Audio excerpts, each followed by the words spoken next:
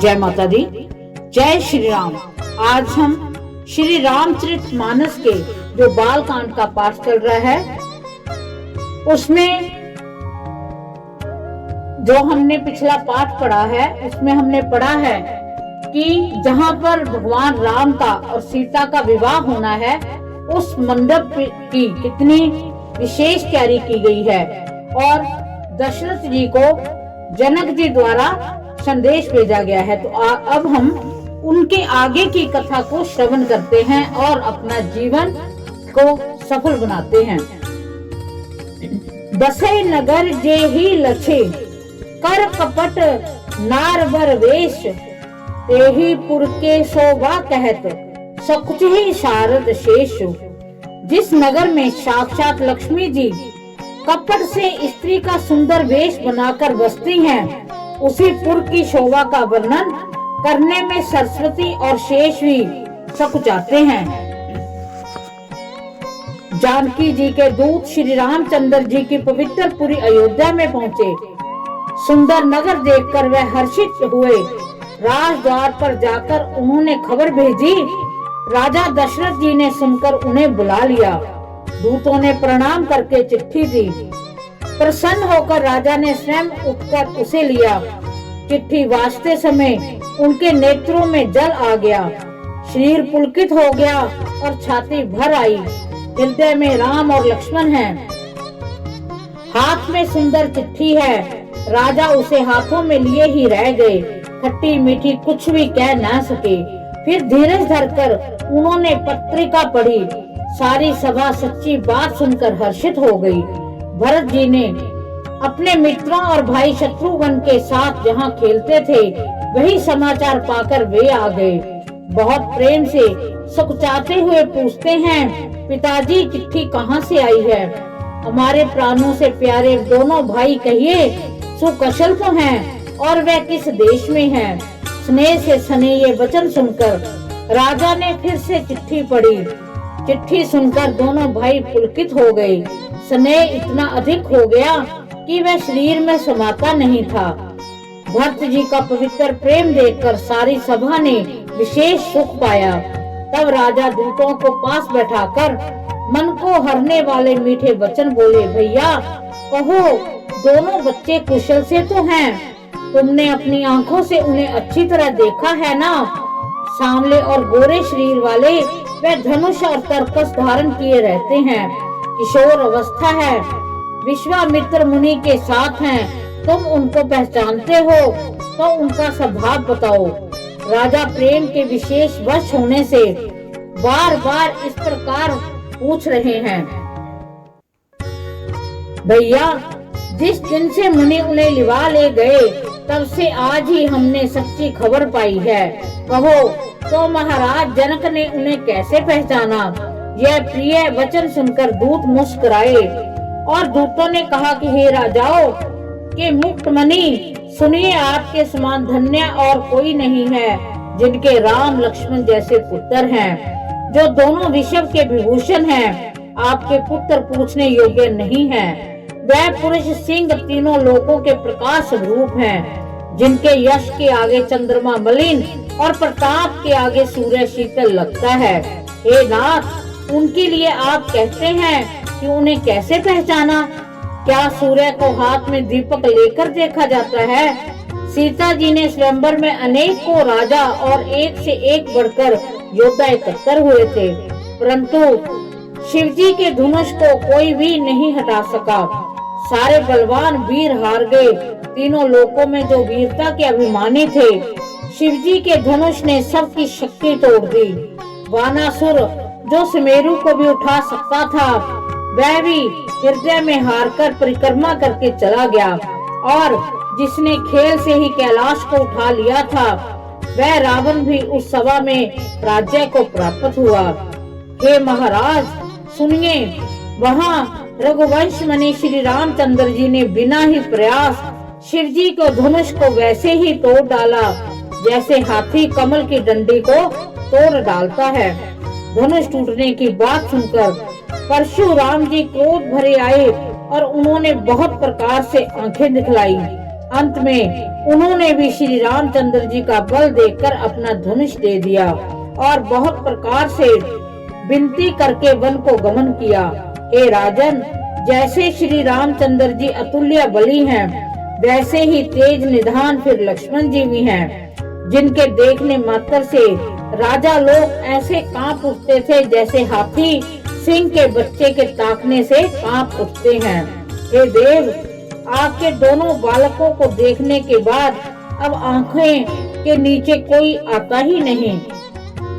प्रेम प्रताप और वीर रस में पगी हुई दूतों की वचन रचना सबको बहुत प्रिय लगी।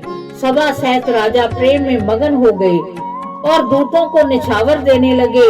उन्हें निछावर देते देखकर यह नीति विरुद्ध है ऐसा कहकर दूत अपने हाथों से कान मूंदने लगे।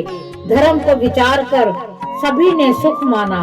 तब राजा ने उठकर वशिष्ठ जी के पास जाकर उन्हें पत्रिका दी और आदर पूर्वक दूतों को बुलाकर सारी कथा गुरु जी को सुना दी। सब समाचार सुनकर और अत्यंत सुख पाकर गुरु बोले कि पुण्य आत्मा पुरुष के लिए पृथ्वी सुखों से छाई हुई है। जैसे नदियां समुद्र में जाती हैं, यद्यपि समुद्र को नदी की कामना नहीं होती, वैसे ही सुख और संपत्ति बिना ही बुलाए स्वाभाविक ही धर्मात्मा पुरुष के पास जाती हैं। तुम जैसे गुरु ब्राह्मण गाय और देवता की सेवा करने वाले हो, वैसे ही पवित्र कौशल्या देवी भी हैं। तुम्हारे समान पुण्य आत्मा जगत में ना कोई हुआ है और ना होने का ही है। हे राजन, तुमसे अधिक पुण्य और किसका होगा, जिसके राम श्री के पुत्र हैं और जिसके चारों बालक वीर विनम्र धर्म का व्रत धारण करने वाले और गुणों के सुंदर समुद्र हैं। तुम्हारे लिए सभी कालों में कल्याण है। अतः एवं डंका बजवाकर बारात को सजवाओ और जल्दी चलो।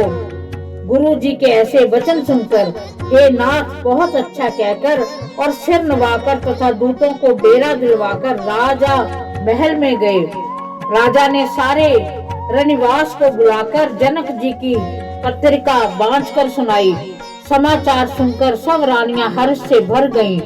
राजा ने फिर दूसरी सब बातों का वर्णन किया। प्रेम से प्रफुल्लित हुई रानियां ऐसे शोभित हो रही हैं जैसे मोरनी बादलों की गर्ज सुनकर प्रफुल्लित होती है। बड़ी बूढ़ी स्त्रियां प्रसन्न होकर आशीर्वाद दे रही हैं। माताएं अत्यंत आनंद में मगन हैं। उस अत्यंत प्रिय पत्रिका को आपस में लेकर सब हृदय से लगाकर छाती शीतल करती हैं। राजाओं में श्रेष्ठ दशरथ जी ने श्री राम लक्ष्मण की कीर्ति और करनी का बारंबार वर्णन किया है। ये सब मुनि की कृपा है। ऐसा कहकर वे बाहर चले आए। तब रानियों ने ब्राह्मणों को बुलाया और आनंद सहित उन्हें दान दिया। श्रेष्ठ ब्राह्मण आशीर्वाद देते हुए बोले, फिर भिक्षुकों को बुलाकर करोड़ों प्रकार की निछावरें उनको दी। चक्रवर्ती महाराज दशरथ के चारों पुत्र चिरंजीवी हों। यूं कहते हुए वे अनेक प्रकार के सुंदर वस्त्र पहनकर चले। आनंदित होकर नगाड़े वालों ने बड़े जोर से नगाड़ों पर चोट लगाई। सब लोगों ने जब ये समाचार पाया तब घर घर बधावे होने लगे। 14 लोकों में उत्साह भर आ गया। जानकी जी और रघुनाथ जी का विवाह होगा, ये शुभ समाचार पाकर लोग प्रेम मगन हो गए। रास्ते, घर और गलियां सजाने लगे। यद्यपि अयोध्या सदा सुहावनी है, क्योंकि वह श्री राम जी की मंगलमयी पवित्र पुरी है, तथापि प्रीति पर प्रीति होने से वह सुंदर मंगल रचना से सजाई गई। ध्वजा, पताका, पर्दे और सुंदर चमरों से सारा बाजार बहुत ही अनूठा छाया हुआ है। सोने के कलश, तोरण, मणियों की झालरें, हल्दी, दूब, दही, अक्षत और मालाओं से लोगों ने अपने घरों को सजाकर मंगलमय बना लिया। गलियों को चतुर सम से सींचा और द्वारों पर सुंदर चौक पुराए। चंदन, केसर, कस्तूरी, कपूर से बने हुए एक सुगंधित द्रव को हम चतुर्मस कहते हैं। बिजली की सी कांति वाली चंद्रमुखी हिरणी के बच्चे से नेत्र वाली अपने सुंदर रूप से कामदेव की स्त्री रति के अभिमान को छुड़ाने वाली सुहागनी स्त्रियां सभी 16 श्रृंगार सजकर जहां तहां झुंड की झुंड मिलकर मनोहर वाणी से मंगल गीत गा रही हैं, जिनके सुंदर स्वर को सुनकर कोयले भी लजा जाती हैं। राजमहल का वर्णन कैसे किया जाए, जहाँ विश्व को विमोहित करने वाला मंडप बनाया गया हो। अनेकों प्रकार के मनोहर मांगलिक पदार्थ शोभित हो रहे हैं और बहुत से नगाड़े बज रहे हैं। कहीं भाट विरुदावली का उच्चारण कर रहे हैं और कहीं ब्राह्मण वेद ध्वनि कर रहे हैं। सुंदरी स्त्रियां श्री राम जी और श्री सीता जी का नाम लेकर मंगल गीत गा रही हैं। उत्साह बहुत है और महल अत्यंत ही छोटा है। इससे मानो वह उत्साह चारों ओर उमड़ चला हो। दशरथ के महल की शोभा का वर्णन कौन कभी कर सकता है, जहाँ समस्त देवताओं के शिरोमणि रामचंद्र जी ने अवतार लिया है। शोभा दशरथ भवन गए को कभी वर्णे पार, जहाँ सकल सुर शीस मणि रामलीन अवतार। जहाँ सकल सुर शीस मणि रामलीन अवतार। इस प्रकार हमने भगवान श्री राम की विशेष महिमा बाल कांड में उस अध्याय को पढ़ा, जिसमें जब दशरथ जी को जनकपुरी से आए हुए दूत को पत्रिका देते हैं और पढ़कर वो इतने हर्षित हो जाते हैं कि दूतों से बार बार पूछते हैं कि उनके पुत्र बहुत मासूम है, वो कैसे हैं। और उनकी जब वो दूत उनकी पूरी की पूरी गाथा सुनाते हैं कि उन्होंने किस प्रकार धनुष को कमल की डंडी की तरह तोड़ दिया और कितने कितने बड़े योद्धा उसमें हार गए, तो दशरथ मन ही मन बड़े पुलकित होते हैं। सारी सभा में एक हर्ष का माहौल हो जाता है और इसके साथ जब वो रानियों को खबर देते हैं तो वो अपने बच्चे की बुरी बला को उतारने के लिए बड़ा दान पुण्य करते हैं।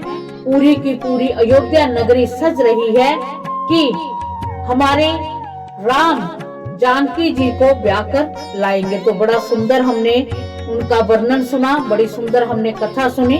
भगवान श्री राम अपना विशेष कृपा भरा हाथ हमारे ऊपर ऐसे ही बनाए रखें और उनकी सुंदर कथा में अगर हमसे कोई गलती हो गई है तो उसके लिए वो क्षमा करें और अपने करोड़ों बार हम उनको नमन करते हैं और कोटि कोटि उनको नमस्कार करते हुए हम उनसे प्रार्थना करते हैं कि वो हम पर सदैव अपना प्यार भरा हाथ बनाए रखें। जय माता दी, जय श्री राम।